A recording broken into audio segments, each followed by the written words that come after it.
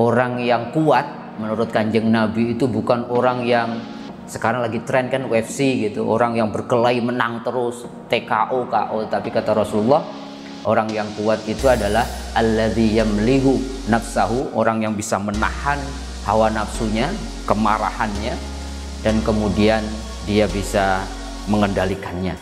Alladzi yamliku nafsahu indal ghadab, orang yang kuat itu orang yang bisa menahan amarahnya ketika dia sedang marah.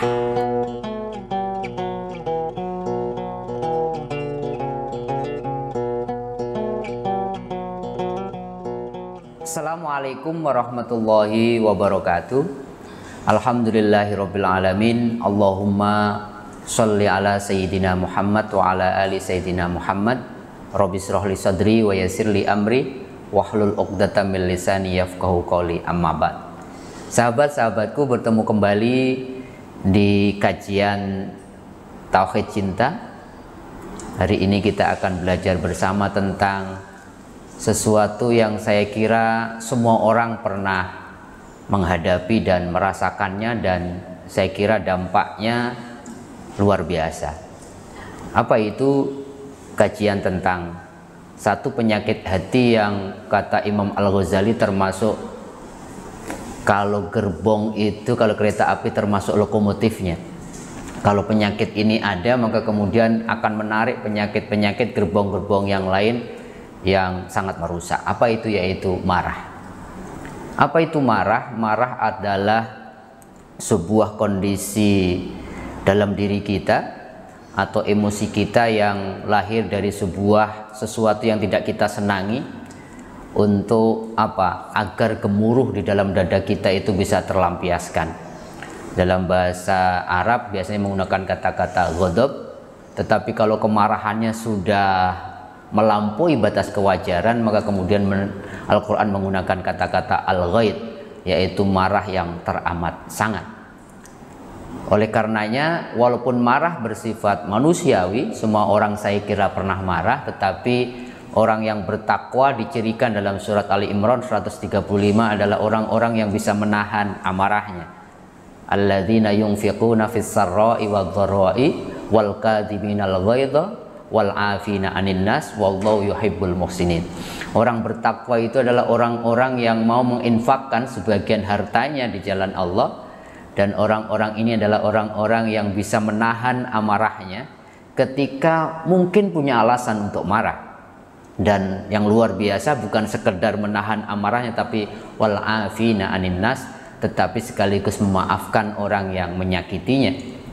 Dia memilih menjadi orang-orang yang dicintai oleh Allah, karena Allah mencintai orang-orang yang berbuat ihsan, orang yang membalas kebaikan dengan kebaikan yang lebih banyak, atau membalas keburukan dengan kebaikan. Oleh karenanya memang kemarahan itu memperturutkan hawa nafsu kita. Maka orang beriman sejatinya adalah orang-orang yang mampu menahan amarahnya ketika dia punya alasan untuk marah. Karenanya Rasulullah mengatakan laisa syadid bisur'ah, orang yang kuat menurut Kanjeng Nabi itu bukan orang yang sekarang lagi tren kan UFC gitu, orang yang berkelahi menang terus TKO KO, tapi kata Rasulullah, orang yang kuat itu adalah alladzi yamlihu nafsahu, orang yang bisa menahan hawa nafsunya, kemarahannya, dan kemudian dia bisa mengendalikannya. Alladzi yamliku nafsahu indal ghadab, orang yang kuat itu orang yang bisa menahan amarahnya ketika dia sedang marah. Itu orang yang kuat. Oleh karenanya, mari kita belajar bagaimana cara-cara agar kita bisa punya kekuatan dalam diri kita untuk bisa menahan amarah. Pertama, mari kita lihat, ada banyak ayat-ayat Al-Quran dan hadis Nabi yang memberikan pujian kepada orang-orang yang mampu menahan amarahnya, sehingga kita punya motivasi kuat untuk memilih jalan memaafkan, menahan amarah, dibandingkan kemudian membalas kemarahan dengan kemarahan yang sama. Dalam satu hadis riwayat Bukhari misalkan, Rasulullah mengatakan, man qadhoma, barang siapa mampu menahan ghaidan, marahnya, fahuwa qadirun ala ayun fidahu, padahal dia mampu untuk melampiaskannya. Maka apa yang akan diberikan Allah. Allahu azza wa jalla ala ru'usil khalaiq yaumil qiyamah. Allah itu akan membanggakan nanti kita orang yang mampu menahan amarah di hari akhirat kepada orang-orang hebat. Dibanggakan kepada manusia-manusia pilihan, kita dipanggil inilah golongan orang-orang yang mampu menahan amarahnya. Dan hadis itu dilanjutkan dengan wa yukhayyiruhu ala jari ma syaa, bahkan Allah boleh membebaskan kita memilih bidadari yang kita inginkan di surga. Luar biasa. Bahkan dalam hadis yang lain Rasulullah mengatakan, barang siapa mampu menahan amarahnya, fahuwa qadirun, padahal dia punya alasan yang kuat, padahal dia mampu melaksanakannya, Allah mengatakan satarallahu aiban, Allah akan tutupi aibnya dan Allah akan ridhoi kehidupannya baik di dunia maupun di akhirat. Masya Allah, luar biasa. Allah memberikan apresiasi kepada orang-orang yang mampu menahan amarahnya. Bahkan para ulama mengatakan, apa yang Anda ketahui, yang Anda simpulkan dari ghadab atau kemarahan? Para ulama mengatakan kira-kira kesimpulannya, kemarahan adalah sumber dari segala kerusakan.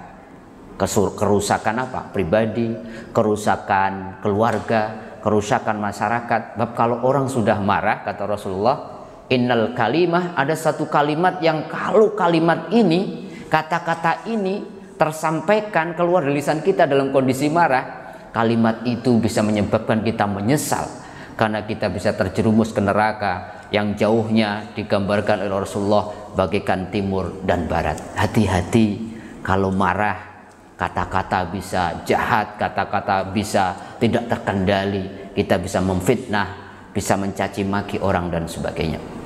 Oleh karenanya, sebaliknya para ulama mengatakan, kalau kami ditanya apa inti dari ajaran Islam, para ulama menyimpulkan bahwa inti dari ajaran Islam adalah salah satunya adalah menahan amarah. Sebab dalam kita menahan amarah, di situ berarti apa? Kita diperintahkan sebaliknya. Untuk apa? Bertutur kata yang santun, memaafkan, belas kasih dan sebagainya. Kalau ini kita lakukan, luar biasa. Pertanyaan terakhir adalah, kalau kita dalam kondisi kita dicaci, kita difitnah, dan kemudian gelora di dalam diri kita, merasa tidak senang, dan kita kemudian pada posisi di situ emosi kita marah, apa yang dilakukan? Dan diberikan contoh oleh Rasulullah. Rasulullah mengatakan begini, kalau Anda marah, maka yang pertama segera ta'awud, segera mohon perlindungan kepada Allah. Rasulullah mengatakan ada orang yang marah-marah, dan kemudian Rasulullah mengatakan segera ucapkan yang satu kalimat ini akan menghilangkan kemarahanmu. Apa itu? Membaca a'udzubillahi minasyaitonirrajim. Ya Allah, aku berlindung kepadamu dari godaan setan yang terkutuk. Yang kedua, kalau kemarahan katanya sedang kemudian kita rasakan, Rasulullah menganjurkan kita, fa idza ghadaba ahadukum falyaskut. Kalau Anda marah, diam. Sebab kalau kita tidak diam, kita kemudian memperturutkan rasa yang bergelora dalam diri kita, itu akan keluar kata-kata yang pasti nanti kita menyesal. Bab kata ini yang keluar dari lidah tidak bertulang ini tidak seperti penyakit medis. Kalau penyakit medis ada obatnya, tapi kalau seseorang terluka hatinya gara-gara kata yang keluar dari lidah kita, gara-gara kemarahan, itu tidak bisa kemudian dipulihkan. Kalau sudah a'udzubillahi minasyaitonirrajim, kita diem, masih ada gelora yang terus membuat kita pengen marah, karena mungkin fitnahnya sudah berkali-kali berlebih-lebihan. Rasulullah menganjurkan, kalau Anda lagi berdiri dan Anda marah, Anda duduk. Kalau duduk kemudian juga tidak reda kemarahannya, Anda berbaring. Kalau berbaring juga Anda tidak reda kemarahannya, Rasulullah mengatakan, kamu segera ambil air wudhu, karena Rasulullah mengatakan, al-ghadabu minasyaiton. Kemarahan itu sifatnya syaitan. Was-syaitanu khuliqa minnar, dan setan itu diciptakan dari neraka. Wa tudfa'u minal ma. Maka api itu akan bisa dipadamkan dengan air. Oleh karena Rasulullah mengatakan, fa idza ghadaba ahadukum falyatawaddo. Kalau seseorang di antara kalian sedang marah, maka kemudian berwudhulah. Itulah beberapa tips yang Rasulullah ajarkan kalau kita marah, dan kemudian bisa agar kita bisa mengendalikan kemarahan kita. Inti dari semuanya, sahabat-sahabatku, pemirsa channel Tauhid Cinta, kemarahan adalah penyakit hati. Bahkan ini adalah kepala dari penyakit hati yang akan melahirkan anak-anak yang banyak kalau kemudian kemarahan kita perturutkan. Pilihannya adalah wal kadhiminal ghaidha, kita menahan amarah kita, karena dengan itu akan menyelamatkan kita. Dengan itu Allah akan muliakan kita, bahkan dibanggakan di hadapan para kekasihnya. Dengan itu Allah akan tutup aib-aib kita yang mungkin akan diketahui banyak orang gara-gara kita melampiaskan kemarahan kita. Kalau sudah itu semua, berdoalah sama Allah agar kita bisa menjaga kalimat-kalimat yang keluar dari lisan kita tetap kebaikan, baik pada waktu kita pada waktu ridho maupun ketika kita sedang marah. Ada sebuah doa, ya Allah, Allahumma inna nas'aluka kalimatal haqqi fir ridho wal ghadab. Ya Allah, mudah-mudahan Engkau berikan aku untuk bisa menjaga lisanku dengan kata-kata yang indah, yang santun, baik dalam kondisi saya ridho sama seseorang maupun dalam kemarahan. Kalau doa ini kita istiqomahkan, mudah-mudahan itu Allah berikan kita dorongan dari dalam diri kita. Sehebat apapun kita punya alasan untuk marah, insya Allah kita bisa menahannya, karena dengan itu mulialah kita di hadapan Allah Subhanahu wa Ta'ala. Itulah beberapa tips, beberapa ilmu tentang marah yang kita bisa lakukan pada kesempatan kali ini. Mudah-mudahan ada manfaatnya, sahabat-sahabatku. Kurang lebihnya mohon maaf. Sampai ketemu di kajian yang lain. Billahi taufiq wal hidayah. Assalamualaikum warahmatullahi wabarakatuh.